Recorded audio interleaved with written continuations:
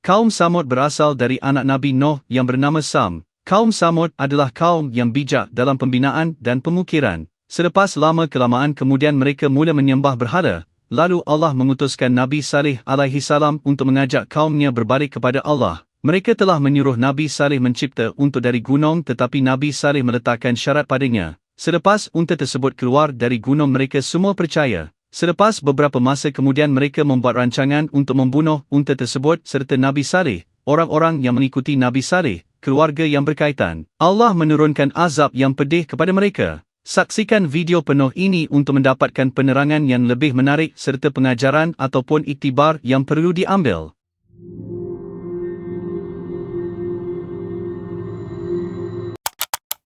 Hari ini, insya-Allah, kita akan bercakap tentang kaum Samud yang diutus oleh Allah hambanya, Saleh alaihi salam. Kaum Samud, mereka adalah orang Arab dan mereka sebenarnya tinggal berhampiran dengan Tabuk dan kawasan itu sehingga hari ini dipanggil dan dikenali sebagai Madain Saleh, artinya tempat tinggal Saleh. Maka orang-orang Samud ini, apa yang mereka lakukan dahulu adalah mereka mengukir rumah-rumah dari pergunungan. Dan kami bercakap tentang penduduk Petra, Al-Betra, yang berada di Jordan. Dan kami berkata bahawa Thamud sebenarnya adalah cabang dari orang-orang itu. Allah berfirman, dan kamu mengukir dari gunung, rumah, penuh keselamatan. Sekarang bila difikirkan, bila bina rumah dari kayu, boleh terbakar. Maka kaum Samud, kemahiran mereka ialah membina rumah-rumah di gunung itu. Dan ia bukan hanya sebuah gua, ia adalah istana sebenar yang dibina ke dalam pergunungan. Dan apakah kesalahan kaum Samud? Mereka menyembah selain Allah. Maka apa yang mereka lakukan ialah mereka mengaitkan semua pemberian Allah ini kepada berhala-berhala mereka.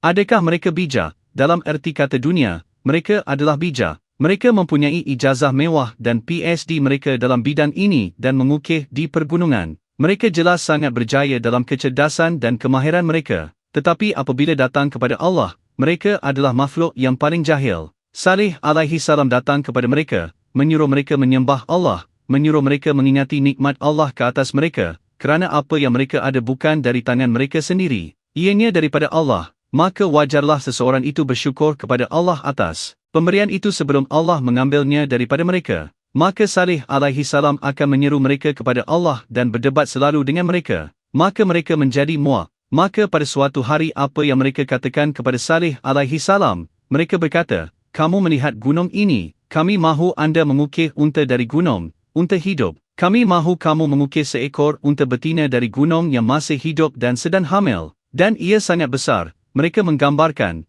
mestilah unta seperti ini. Maka Saleh alaihi salam berkata, jika aku berdoa kepada Allah dan dia memberkati kamu dengan tanda ini, adakah kamu akan percaya? Adakah anda akan percaya? Dan mereka berjanji dan mereka berkata, ya, bawalah. Maka Saleh alaihi salam dia berdoa kepada Allah, meminta Allah untuk menunjukkan kepada mereka tanda itu. Dan yang diukir dari gunung itu, Allah melahirkan seekor unta betina, Nakatullah, iaitu unta betina Allah. Apabila anda menyebut kitabullah, kitab Allah, apa yang kita katakan, Al-Quran. Dan begitu lagi dan lagi di seluruh Al-Quran, Allah memanggil unta ini, Nakatullah, unta Allah. Ini adalah tanda yang Saleh alaihi salam diberikan untuk ditunjukkan kepada orang ramai. Maka sebahagian manusia beriman kepada Saleh. Al-Quran memang menyebut bahawa ada orang dari kaum Thamud yang benar-benar beriman kepada Saleh alaihi salam. Tetapi sebahagian besar daripada mereka tidak percaya Saleh walaupun unta telah dibawa. Jadi syaratnya ialah unta itu tidak boleh dicederakan dalam apa cara sekalipun.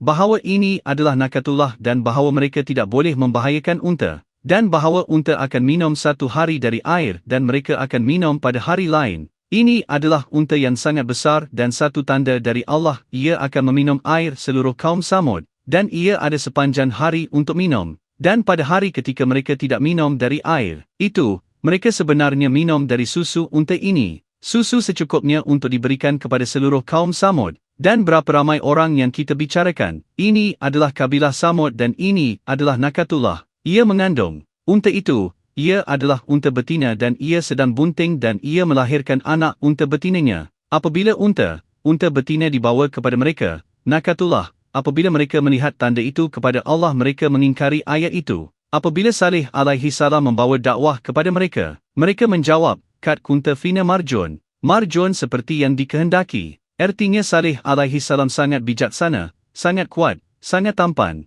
Dia dari kaum mereka, Ahum Saleh, saudara mereka Saleh, dan mereka menaruh harapan yang tinggi kepada Saleh alaihi salam. Maknanya dia akan mendapat jawatan kerajaan yang sangat tinggi. Dia akan bekerja untuk kerajaan, banyak faedah, pekerjaan tetap, dan banyak lagi. Dia akan mendapat status yang sangat baik. Dan mereka berkata, sayang sekali kamu mengatakan ini, kerana kamu mempunyai kerjaya yang hebat. Mengapa kamu perlu mengatakan ini? Kerana sekarang semua orang akan mengatakan bahawa kamu gila. Berapa ramai sebenarnya yang membunuh unta itu? Berapa ramai orang yang membunuh unta itu? Allah berfirman, terdapat 9. Ada 9 orang, mereka melakukan fasad dalam Ad dan la yuslihun. Apabila mereka membawa risalah Allah dengan jelas, secara lisan mereka telah mengumumkannya dan mereka telah memberitahu manusia, sembahlah Allah, tidak ada Tuhan selain Allah. Kemudian anda akan dapati golongan kufar pada awalnya mereka mempunyai salah faham, keraguan dan sebagainya dan sebagainya. Apa yang berlaku apabila mereka kehilangan hujah? Mereka menggunakan sesuatu yang lain.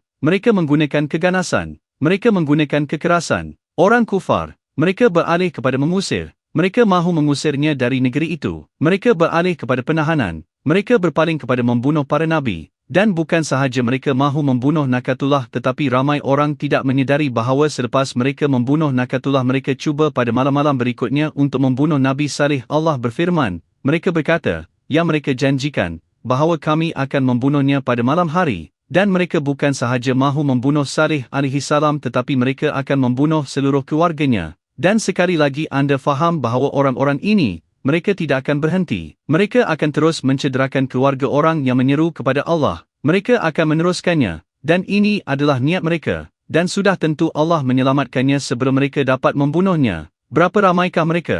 Kami berkata 9. Ketika 9 orang datang untuk membunuh unta betina itu, datang untuk membunuh Nakatullah, 9 daripada mereka, hanya ada seorang daripada mereka yang mempunyai keberanian untuk melangkah ke hadapan dan memulakan pembunuhan Nakatullah. Maka bukan sahaja dari seluruh kabilah Samud, terdapat 9 orang yang melakukan pembunuhan itu. Dan daripada 9 orang ini walaupun hanya seorang daripada mereka yang melangkah ke hadapan dan melakukan pembunuhan, nama orang itu, Allah bahkan menyebutnya di dalam Al-Quran, yang paling buruk daripada mereka, yang paling teruk dari semua kaum Thamud. Kami bercakap tentang salah seorang manusia yang paling teruk yang pernah hidup. Namanya Qidar ibnu Salif. Qidar ibnu Salif adalah yang paling teruk dari kaum Thamud yang maju dan membunuh dan memulakan pembunuhan Nakatullah. 9 orang ini, mereka melakukan perkara kejam ini. Salah seorang daripada mereka sebenarnya Qidar ibnu Salif adalah orang yang memulakannya dan kemudian mereka membunuhnya. Apabila mereka mula membunuh unta, apabila mereka mula membunuh Nakatullah mereka terlebih dahulu potong tendon, pada kaki mereka potong tendon. Setelah mereka mula memotong dan menembing dan memanah unta ini Nakatullah, ia menjerit, dan seluruh negeri gemetar kerana tangisannya. Dia menangis untuk anaknya, untuk memberi amaran kepada anaknya tentang apa yang mereka lakukan. Dan sebagaimana kitab tarikh dan tafsir mereka akan mengatakan bahawa fase ini adalah anak unta. Anak Nakatullah itu memanjat dan melarikan diri sambil mereka menyembelih unta. Dan ia mendaki ke puncak gunung dan ia menjerit sendiri kerana membunuh ibunya. Ia menjerit 3 kali. Sekarang Saleh membuat janji dengan kaum Samud. Dia berkata bahawa Allah sedang mendatangkan tanda yang mengatakan jangan sentuh dengan cara bahaya. Bahawa azab yang pedih, besar dan lagi besar akan menimpa kamu. Unta, anak kepada Nakatullah itu berada di puncak gunung dan ia menangis 3 kali. Saleh berkata kepada kaumnya, dia berkata bersenang-senanglah di tempatmu, di tempat kediamanmu selama 3 hari. Bahawa ini adalah janji yang tidak ada dusta di dalamnya. Dan Saleh serta orang-orang beriman kepada Saleh yang mereka tinggalkan. Seperti yang kami katakan apabila mereka tidak dapat berhujah lagi dan mereka terperangkap tiada apa yang boleh dikatakan. Mereka menggunakan kekerasan dan keganasan dan mereka cuba membunuh Saleh dan keluarganya dan orang-orang yang beriman kepada Saleh. Orang-orang beriman dan juga Saleh keluar dari suku Samud dan kini mereka mempunyai 3 hari.